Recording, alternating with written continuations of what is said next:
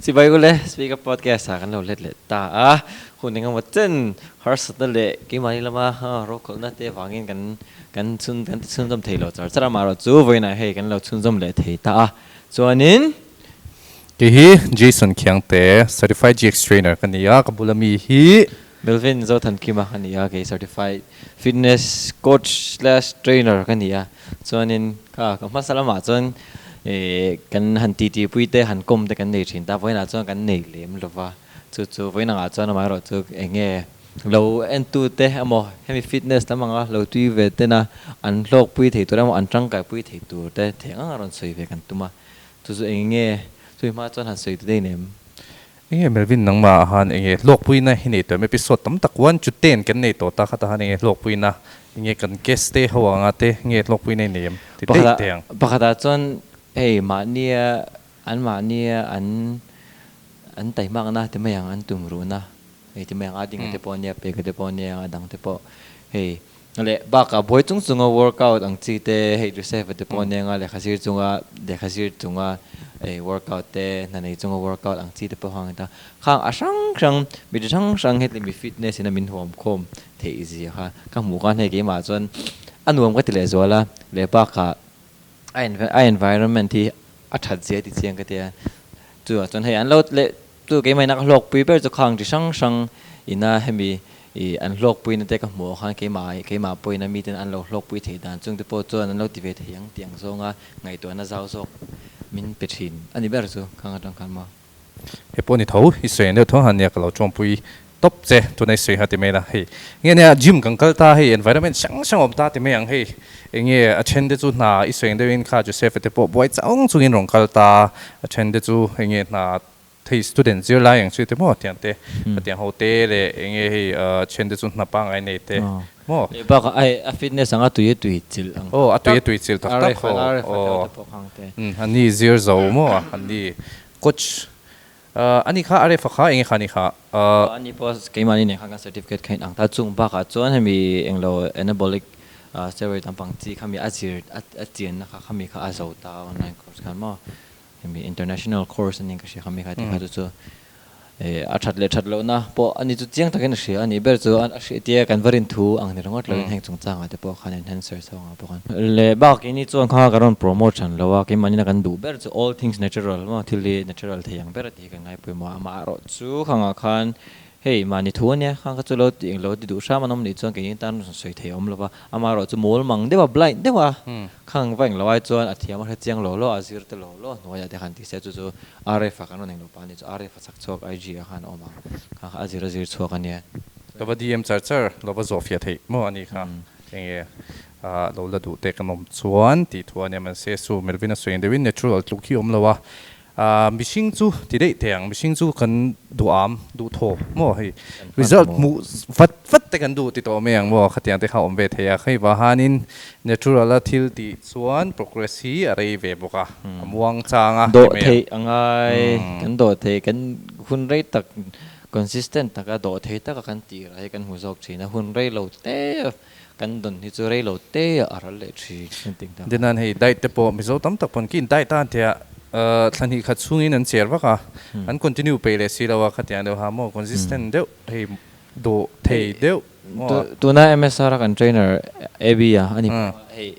2011 na minge 10 mr kang te po kha vel ni teng sha te po hi hei natural ta do thei tak in khatian hun rei tak an develop chon yani te po hei tun tlangin ban te po lian ne mem rang chang pe workout man big lo thla te workout lo ma se khang natural la lan dal reng tho khang na kha chuma in maintain dan to kha dan tak sa khan ke mumal taka in develop chho ani na khan man model ni lo mong chang tak sai ne dap chho ani na khan ang het jok nge ni chuma so kan neng lo kan kom to ho te men kan ti pui ho te atanga tha ka ti de to he an mani ya anin enting ene an tran an bul mania bul tran an tamem kha ading te pon ya ke mai kat nim ka ti so trainer chu nom thoma sa ke mai kat beina sa ti te ta dik se abikin mizoram ma phezon trainer hi kan tam kan ti don nge mizoram hang kan la in tai sia lo kan ti don nge tam lo le ba ka he kan la in dai lo to an te po hian he gym chang sanga gym sang sang han certified trainer han tu rang chi mi han vil tu ha kan lain dai lo experience no nei to te ang hani ta experience poi a thal tu ka nei thi chuan a tu ka om lo ta ma ro chu hei certified na chu hemi an zirna te po he ta basic beginner ho te an ti chho pui the changa zir hei beginner changa pitar putar theng mo le ba ka tunlai ya enge zir thar ho ti le teng trainer ron zir thari specialization hi aron ti vel to ta tuna tu in a big ang ti mo hei enge tuna de pom belbin han ti lai me ki nem kha specialization hi tuna han tuna tak chuan nation low sports ahen ka thang wa se katha ka pilates ate ka pilates ka ti chawang ka ti chung pa ka chuan injury ka ti chawang ka ti ma se dai ka mi ka ama ka ti ho ka chu ka to pri ni chuma specialization ha se tuna chang ka nei ko seng da han pilates and sports injury sports performance strength and conditioning hang ho vel hi tian ka ti lo ka ti chawle back ka ti tuna ka nei sa po om to tho ta ni wan chon ama ro chu ke mai na ka cái specialized du le zone la chon he special category ho hian he in na nei te mo diabetes nei te mo khang ho khan ti chho ka du ni chu chung vela chon he minang poi sports conditioning ang chi te poi anom no le chu to ni chu mo sport kha thiam tak performance based big ta na ing lo te basketball trainer them tak ang chi te po mo ti khanong ta heng ni te po group ang a chon he du chu sam ang chi khanong ta ni chu ma sa ri sing ta hei tuna de po ama kan no podcast pui to pe ka te po ha tuna hanin certified training courses ative me ka K11 na hana te ani po ha hei ani po ha nutrition course ne ha ron ti kop ta ni po ha a tha ka ti khop me chon specialization kha eng per ange ka chiang le to lo adult lampang aning ke ka she chiang chia to lo eng specialization kha ani po ha na ron ti pa nga la mo to na han la zo chia lo chon pakhat poi mo ka ti vele deu chu trainer ni chuan experience lo nei nga poi mo ka ti khop me ya enge kar adang lam khop mai hei acha chu kan experience zirin enge kan training an zirte mo hei machine kan vadi tur an chitek po khamo enge an note an poi mo hei then workout masak ber pon nangma poi ni thonga first workout ta chuan trainer kan nei tlang puya nama poi nei khring thawa trainer chu chuan trainer kan nei ta khami trainer te po khan hei enge kum tam tak experience an no nei to wa hang kan vakal tirin tlang puin hei kan an love experience to atang khan ti khan min lo kai shoi khan eta chuan in hey ma experience dilemma ani thota hey khami kan shit na changa min an hlan chong ve chu ke mani te neng ma experience nei lo chuan kan workout don te po hian hey vakal tiring kan thiam chu treadmill man kan thiam thoranga mi workout dan kan sheve lenga tiklo push up kan shia push up form tiklo ha kan shelenga mi workout dan kan ati so kan te kan copy vele to panga to trainer poi mo form tiklo te ari zong po kan du cái thầy về men thì chúng cái lo cái culture bao hiền lateral raise hiền cái beginner tất lại lateral raise ta hiền khan hey culture chuan kan lo ego lift ma về bốc ta le ba ka ti zung zung hi ken ri zung zung kan tum ta khata han ka zo mang lo kha thei lo han ka toi chung ni chu cho nên an kan jinga senior pakhat local ve khan ai za kinh mi la khade thi lo ti trung ai cha ai za ma kinh lo de zak to cái phi le na ka ba thla ka dumbbell da na la khala e zui da khala ka mun san de kan ka la phe de box e abula han ti mang lo khan ta khan ka la sona ka ba da le na ai za kha ka kinh ma teng vel kan ne he mania ti ma yang mani trainer te an chung pon hai mania du lo ti ve hi ol tong ni chama chu nia khata han nia hei enge I trainer va zo she te le trainer va ron reng te kha enge an huam lo ve na lai ta kha ta khan ti me yang nia hei enge trainer hopun workout chart ti min no siam ta workout chart min siam hian ta han apoi model chu va zo che la wela mi hei enge trainer ri kha va ron che la wela gym gang kal san khamo khatian te kha enge member tam pon poi mo ve gi po ka first experience as one gym as one first experience ira kal ma sak ber chu ari to sport complex hun lai vel hu Michael Shang khol vel hun lai mo khami ho hun lai ri khani to ta hei enge gym kala chal chon on school kal lai tang kal to ania hei high school ve kal lai tang to in mo hei let's say hei ka skinny de ta ni so ka kala gym equipment hawi ari thigan ti khopa mo hei enge an thil nei sim khate meng hei enge ti tu ha ka shelo lu to ka treadmill po ha box se lawa chuan mun danga gym dang hei mun danga tlema kan lo le na college te khang kal nu khan gym danga ka kal po khan ก็ตีตัวก็แล้วเช็ดสว่างเราแต่เมียงใช้จุด trainer ขันอมเท่ามาเซ trainer ขันนี่นะที่เราจะมีหันตีปุ้ยรอบเท่ามาเซมินตีปุ้ยเร่งเทเราว่าหัน workout chart ที่ขันมินหันเสียมตา workout chart มินเสียมหนูก็จนเกลี้ยมินเสียอมเวเดียวมาเซเนี่ยให้อัน chart เสียมบ้ากะนังปุ้ยนี่เท่ากันเองอัน chart เสียมบ้ากะหันมาเนี่ยมีอินให้เองเดียวมาเองมันอินตีดังได้เดียว เราพอดีจ้า โอ้ที่เวทจ้าสักนั่นนู่นเขาบอกให้เองตีกันหมด จังกายมีเราจริงว่า เอง exercise เองตีเบลโฟเชียนมีเราปฏิเวทแพ้ตัว กันดูซองเทรนเนอร์แต่กันดูซองกันทันศิละกันนี่พอตีละกันดูซองกันศิละจะมีก็โกลเนี่ยกันเขียนสีหน้าจะดีขึ้นสิกันเดียกันไม่นั่นเสียมสักกันดูกันนั่นเป็นแล้วมั้งเขามีกันโกลมิลกันโกลตาจังกายมั่งแล้วเขามีนั้นตีฟังก็ดูเวทีตีเวทีว่าตั้งใจก็ตั้งมันนี่จงว่าจนให้มาอันนี้พอเราตีสวดเทก็ตั้งมาจุ่มบ้าก็จวนเทรนเนอร์นั่นให้ชัดนับประคัดจนให้มาอันนี้พอเทเท่าตาจงกันกินตัวนั้นไว้นะกันนั่นสวยตุ่มที่พอเนี่ยตาเทรนเนอร์นั่นเวจังกายนั่นจูให้จีมาที่พออย่างจูให้กัน exercise ตีไล่ที่พอนฟอร์มติกแล้วว่าเราตีฮีโอลตัวนี้จูเขามีข้ามานี่อินมูฮิฮาร์ตาดาร์สลังไอ้นั่นหมดอย่างเวลานี้ที่พอนบ้ากะจิมตั้มตะกะเฮียนินดาร์สลังเวกโลเวทีตาเขามีข้ามานี่ฟอร์มฮีรีน่าเห็นเราดิกเราดูขบไม่ตัวนั้นบ่อยให้เทรนเนอร์เชื่อแต่บ่อยสุดที่จนเล่มินี่เราสุดที่จนเล่มินหันตีหันตีแต่บ่อยเรา all เวนี่จูมาอีทักษะเขามีข้ามานี่อินมูเราฮิโอลตัวก็เลยเรากันหันหาตัวชาวเวลังอาไปจนฟอร์มเบรกฮีเอาเวชินตา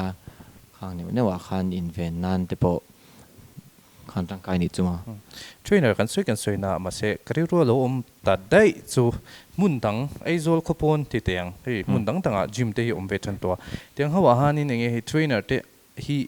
อันนมเวเคอร์โลเวทีตาเฮ้ยเนี่ยตั้มโจกะฮิสวันที่เมียข้าแต่ฮาเนี่ยเฮ้ยอันมานี่นะจิมเตเราตานี่จิมหินหงตั้มตัวตาเฮ้ยเนี่ยมุนดังไอโซลขบวนอะแต่พอมอเฮ้ยตั้มตาลุงเลยเตมามิดติเตเฮ้ยเงี้ยมันช่างติดเตียงเสียชีพเดโมเขาเวทนัวตัวตาตาฮานินอีเงี้ยจิมช่วยหน่อยฮันในเคอร์เราตานี่เช่นส่วนแต่เมียงข้าเงี้ยนังมา experience โอ้เงี้ยอี suggestion ในนังมันเราสวยมาสาระอันมานี่ดีเทเดี๋ยวจนอันเราที่จะทำขบแม่ไงตัวให้ปกติจงกันเสิร์ชใน YouTube แต่แห่งที่พอเราตามมาแซงที่จะ follow เวกบ่อยทักตาดูที่สามัยจวนมานี่ไงตัวช่วยแต่มานี่ดูดันมีละหันเทรนที่ให้จะดูที่สามันตาเทรนเนอร์แต่แค่เราปนเทรนเนอร์เป็นหัวให้ไก่ช่วยให้จะดูที่สามันตากันเทคชินบักแต่พอกันยัง push บักกัน goal มินเวงเลยส่วนบิ๊กตาไม่เราจะข้างเข้าเวกเราจะสวยเลยสวย new certified trainer ปนต่ำตกแล้วว่ามีกันตุยโซ่ตัวเขามีข้างกันยินได้แล้วตาจนมานี่กันเราเทรนนนจนปุ้ยหมอจนกันนวมตีซองฮีไงตัวมาสักปุ้ยหมอก็เจอกันโกลบากข้างกันนวมตีซองกันนวมตีซองบิลพอเห็นดูจนตีเทตัวนี้จะกันฮันจะcycling through นั่นเดียวแต่calisthenicsมังอันนั่นเดียวแต่ body weight calisthenics นี่ว่าจะ strength training ปังอายาให้มี weight นั่นเดียวแต่หลังจากที่ให้มานี่ตีซองฮีปุ้ยหมอตาสันจะเทรนเนอร์เองพอน้องมาเซ่ก็มีกี่มันนี่เขาหลันดงกันตีซอกจวนหลันไม่ตัว cycling ดงกันตีซอกจวน cycling ไม่ตัวไปเราจงก็ตีลุยข้างไอ้จงเราก็แต่มาเราจะข้าง strength training ที่จะไปมัวกันอุปเซลถึงจะพอกันอุปหูถึงจะพอกันดันนั่นอยู่ในว่างหันจงจวนก็รอนสวยดูจูกันหุ้นในด่านมิลที่ไงตัวมาสักไปมัวตาการขัดตาวิ่งอินเดียวิ่งสายกับ workout ไทยดอนเอ็นดิคุณอ่างหันจูการขัดตาเห็นนี่ถึงการขัดแค่ไงหรอมินิทสมโปเทมินิทสมปัง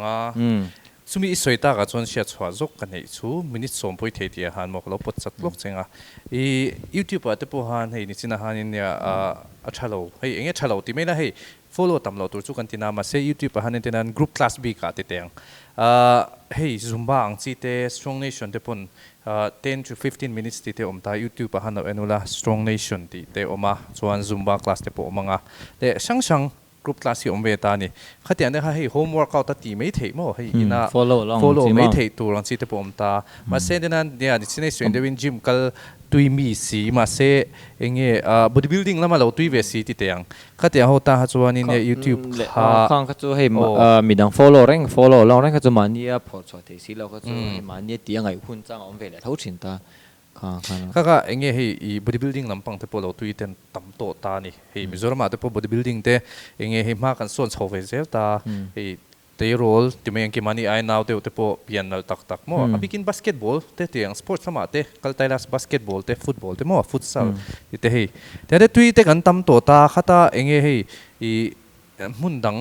ti me ang aizol khopon aizol amia te po ni thawang chu aizol gym chen khata te po trainer tha chu kan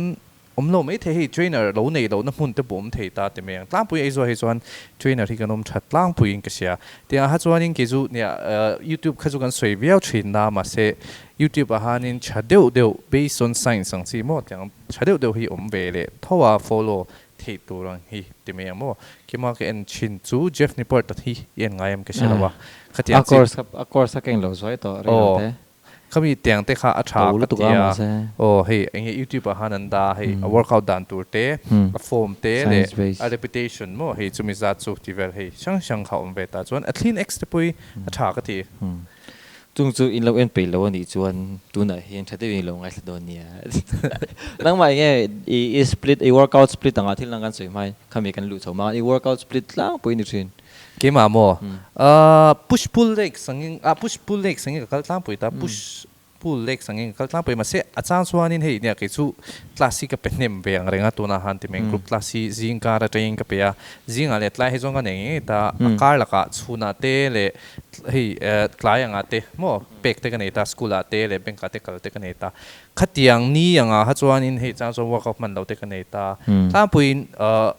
kadai number 1 a chon dai thi poi mo ka tia kadai thi enge thiang tok tok king control sham ko tum ta hei a healthy reng chu har ve ta te meang hei hunte lo tight bok nen chuan atlang pui a healthy tluk chu om lo ta ina a siam tluk mo mani ina meal prep sa hei a to te siam sa tluk om lo ka tia so anin workout ta chone workout tanga tak chuan hei monday ya te han atlang pui international chest day te kan nei ta international chest day ten ta cha chuanin edena karma sa anga legs te lo khoi man lo te la kar khata voi thum te workout ni ta hei ko workout thi cha chuanin enge hei voili ang teng kal ta legs te hi achang chuan monday te ka chan dei zel asan chu ka class nei tur dan zirin ti me ang ki ma chuan ka class b ka hang ka group class han tira legs lam pa hi kan mang na sa he ba hanin di khata enge voi thum voili te training ka pek don chuan khami tungka schedule tanga han te me mo 1 week schedule tur han khami dia enge legs ka man lo tam tu ranga han legs te ka train ne dei zel cha zu legs si ko weakness ve thone ki ma po te meng a strength ang zon ka ne ma se enge alen zong hana ka du angin lian thei lo ta legs si mo e ba hanin monday te ka da dei zel legs si chuan le a chang chuanin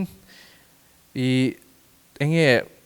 chest si te me ang mi zong ha monday chest si ti kan tum tam pui ta tuesday back wednesday legs or shoulders mo tlam pui push pull legs en kal tlam pui ma se ke ma chuan push pull legs is common ta next to ti thai ke te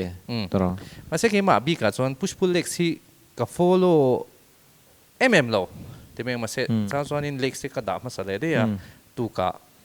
chest mo tan back shoulder sting si khamo ti khang ka le de se na ma zo ka en ti en no da I chu ka thak kol sa he ke mai na ka shet ke experience du na fang le he ti mi dang polo ti don se le ke ma hi chu ti mai hybrid training te mai kan se kan ti kol na sa da fang hen kan tla na strength training ke tia chang le heavy ka du bo ka hami body building de ka du boxing khang kha mix ka khang kha ke experience ka du bang ka thak ni chu chang le 3 days a week ten ka ta chang le 5 days 6 days 4 days cái ngô lai phải cái chú car khata han voi ni cháu có workout da khami voi ni car khata voi ni cái gì cái chú full day full body workout top ang han ta dar car khata vel ve ni dar ani tlang kuin da ma se car khata voi ni full body workout ani ta tu kan hun nei da na zir hian program hi set thiam ve ngai ta tu car khata voi hey ana zonga vein chu mi jo khoyang ti ringot ni lo han car tung car a hian vein sa ka workout man karin workout kan timetable hi in set log ve ngai kan ti tak tak don ni chuan chu in ngai to log ve ngai ta kan timing tur te kan timing thama sa ke po zing kha tuma ka nei ro vein thama sa han chun lampang ateng ka boy chana wa han zinga ka workout top ta ti khan zinga te ka phe ka workout ta ti khan mo awesome chu antenna split sang ti point ta chu push pull legs te po 6 days ang ni ta eng lawanga chuan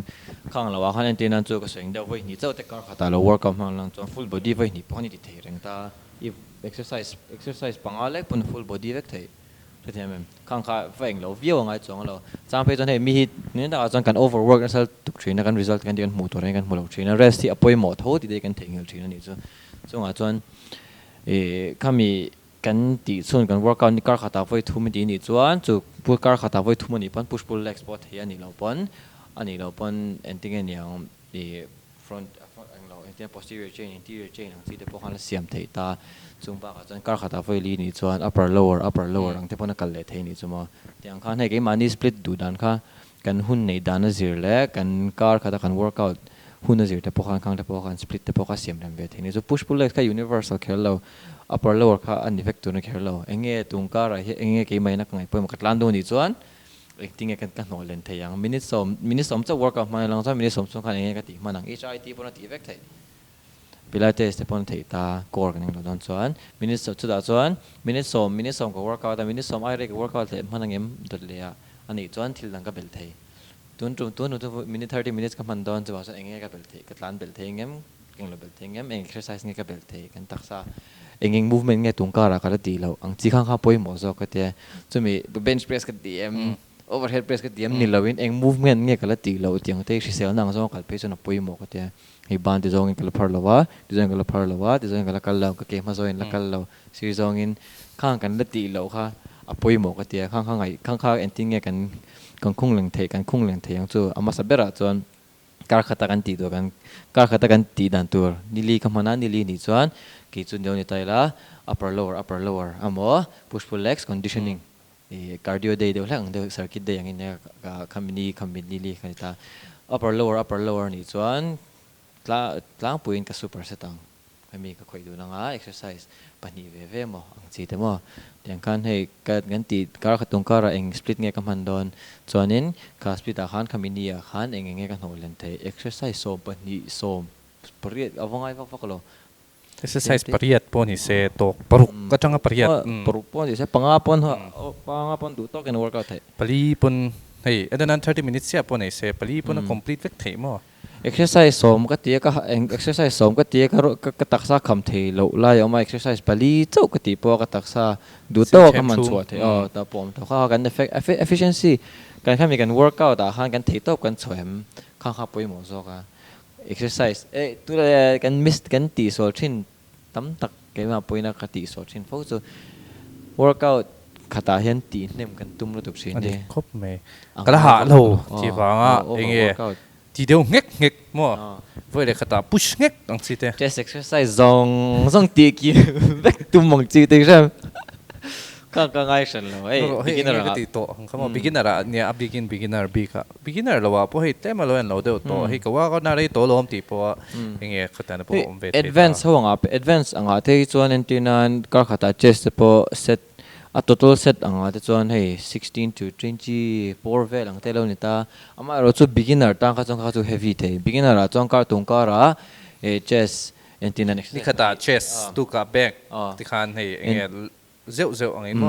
chest so ne ta se tu ka tricep te ne de se tu le back kan energy save thing a 5 days 6 days set of workout ta se mo hey chest an lo ta vaina chest ta exercise pani chest ka ta 4 sets a 4 sets ni chon 8 sets ni der so to ko to kami ka full ai thei pa to bi chuai ti ni chuan to pam lu tu ang lo thong procrastinate thong chuan in chung ba ka chuan chu exercise sang kami ti to ha kan feel data exercise panga bor vel muscle group pa hian ti teu hinga shan lowa chu soi no advance sanga chuan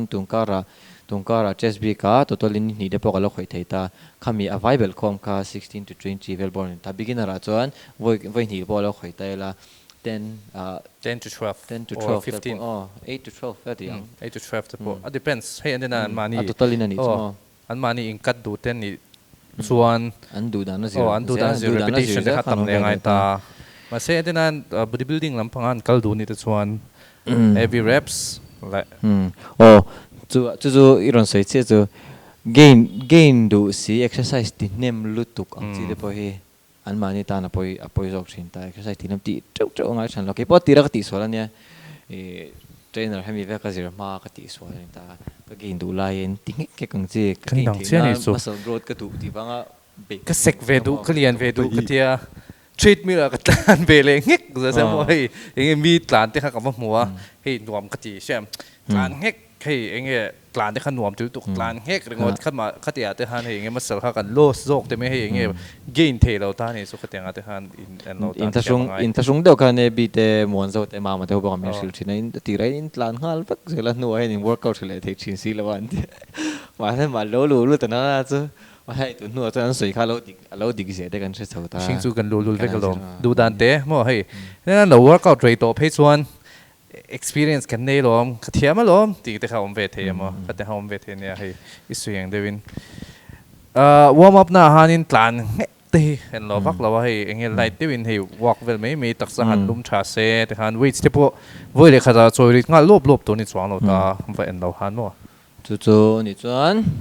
กันโลกันสวยตัวสองแต่ข้าหันไงตัวเล็กไตละให้มีมันเดียกันโลตีโดนนี่จวนกันไงไปหมอมาสับเป็นไงจู่ warm up ชัลแล้ว warm up ให้กันตักสาฮีงรจุมีพาชวน warm up มาไปหมอเลยว่าสู้ stretching ให้กันเทหิลชิน work อาจจะจู่อันนั้นอันเป็นซิงกันโทรทิมเฮียนินแต่อันนั้นซิงจิมกัลชินเขาติดจบถึงซิงจิมกัลชินตานเพย์ชวนกันทว่าที่ได้มังนวินตุยกันอินะกันตั้งหาลทบเพราะกันที่เลยมาสับเบอร์ทรีทมีละกันตานเลยหาล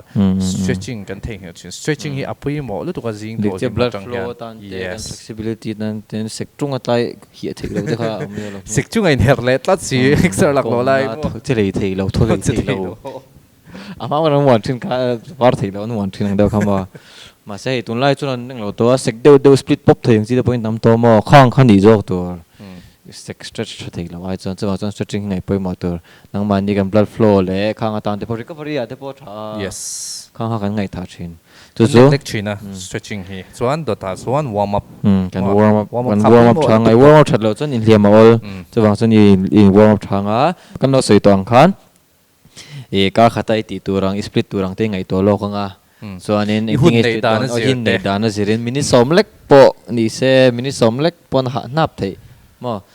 เดใจตีแต่ปอนตีเทียช่างๆทำรู้ตัวจงบอกส่วนอีหุ่นในด้านกันสวยๆตัวจงส่วนวันไหนเงี้ยก็ตีโดนวันนั้นตีตัวอินเซตโลกสาบก็ให้ exercise มานี่จานินนะมั้งแต่นั้น Sunday จานเวลาเตะตุนการ์ตัวน่ะก็ทิวตีเทตัวมั้งเอ็งใจอินเงี้ยก็อิน push เทการ์มาสาจะมีจุกเราตีถอดจวนก็อิน push เทง progressive overload ที่กันเทงจริงนะจะไปโมเดลชั่วโมงที่อะไรเราจะที่สวยตากัดส่วนไปโมเดลชั่วก็เราเอ็ดสวยงาตาหันแต่นั้นวันนั้นอ่ะจะมีจะจู่ repetition ก็เทนี่ตีเราติดตาเสก็ตาหันินเฮ้ยเงี้ย progress ค่ะเรียกทัศน์เตะละจู่ๆไปโม progress อย่างนี้นี่นั่นเกี่ยวกับสมนีเราสกอตไปตาไว้สมนีปังอาไปละหามังเราจวนปังอาตัวที่นั่นเนี่ยไหมไว้สมปังอาเกี่ยไม่จวนเฮ้ยที่ไม่ยัง endurance and strength นี่เราจวนไว้สมปังอาไว้สมประเดี๋ยวอันที่ไม่ไว้สมปังอาปนละหาเราจวนกับปุยแต่อันที่ขัน progress อันมาเนี่ย progress นั่นนั่นแต่ที่ขันกับเว้กันโซ่เสียตาที่ขันเว้จะโซ่จน reps วันเนี่ยตาข้าง verbal 8 to 12 per ball เห็นก็เทรนล้างก็เทรนตีล้างปุยเทรนตา8 to 12พี่ปุยหมดแค่พวก8 to 12กันตีล้างปุยอาจารย์ส่วนนี้ก็ behavior เล็กส่วน6 to 8แต่พวกก็เขามีแต่น่าที่จงพอจะ6 to 12 more than 6 to 15 well ที่คำมี rep range เขาจะมีนั่นเชื่อเทียมเราเกี่ยมันนี่ปุยนักตีล้างตีส่วนเทรนจูจังเดียวไว้ส่งปังอาหารแล้วว่าตีข้านี่เราไว้ส่งปนีนั่นเวลาที่ตบอันนี้ต่อข้างเวลบอกข้างกันสวยจอกส่วนนี้ตาข้าง exercise เสียงอาหารจวนข้างข้าset ทุ่ม set ลีเวลบอลที่ยัง exercise muscle group อาหาร beginner ตามเพจจวน exercise ที่นี่เวลบอกที่นี่ตั้งที่รีดฟักง่ายดีเรา beginner ตามเพจจวนอีเซตที่เรา exercise ขัดก็ set ที่นี่เพจจวนstill champทุ่มตุกก็เลยไปเราset ที่นี่เพจจวน exercise ต่ำง่ายฉันเราฮันจูอัน work เวกทัวข้า exercise muscle ขัด target ตัวข้าเชียจวนนี้ exerciseจงเวลจูสิกนี่ขัดตาเห็นจูปังอาจังอาสอนแต่พออย่างจูข้างเขาพออีนอลันทีด้านนั้นสิรินี่หุ่นในด้านนั้นสิรินี่เสียมอะไรบ้างอ่ะจงบักอาจวนอย่างเงี้ยrest อย่างเงี้ยละต้อง cool down ทางกันเทงเหรอโดน cool down ที่ไปหมอปกตินั่งมาไงด้านน่ะโอ้ที่นั่งกันสวยตีระกันสวยก็ dynamic stretching เลย static stretching เฮ้ตีระ warm up เลยแต่หดวังตีเราตัวนี้ตาmovement เนี่ย stretching ให้ฟันที่เวก side lunges กันที่ side lunges กันที่ถึงที่เตลม chết chuan đi mấy zuan hay zuan pa dễ dễ bằng gì để khang dynamic stretching cắt tì ra Yes. chuan in to pai chuan static stretching tia hold vang 10 seconds they hold tanga we say 10 to 30 seconds te kan ti 10 counts tang si te kan tiang te hang khang khai Hold char khang char kha poi mo topa ta a top lai a chazu muscle kha tro pakada chuanin kan no workout to ta Hey, thatum ke ru ve nang ve thatom te po hi tia kan a chena sel tuk ai om khami ai form khoma changa te tom khan chin ta hang kha kan stretch kan ti fan blood flow ngai te ni ting ta chung ba chon thatom om ne na pakhat chu fascia tui in tam lo wang te po ne khang te chu topic dang ani ta next topic chuan in chumi tuna big tan chuan warm up kan soya dynamic stretching kan soya exercise split kan soya kha chu nei dan zirin in siam re manga exercise set the workout work exercise di za tur zirin in siam manga rep range 6 to 15 bor vel thei patop ani nga khang vel bor khani tianga chuan in cool down static stretching itianga tiam chu ne de umai abak om san lo khang vel khama mani ti du chan exercise chu entura tama form ero chu mani form check dan pakhat chu phone a hian la mai la kan exercise ti la hi kami ka apply je hi trainer nam lo chuan le midang min pui tu nam lo chuan atang mani han tan in set chopila hanin en novela hi poi mo khop me ke po ko workout ka ti shin video in la ki a form dik lo te mani angle kanan lo te mo shot na ka ti vet lat khan su che ni chuan up kan soi kim viewing ka sia yeah tro mai kan lo nei pa chuan dot le kan la bel le don ne chuan in hey ente win chu a top nan thei enge MSR hian slim tox energy tea in ron nei thara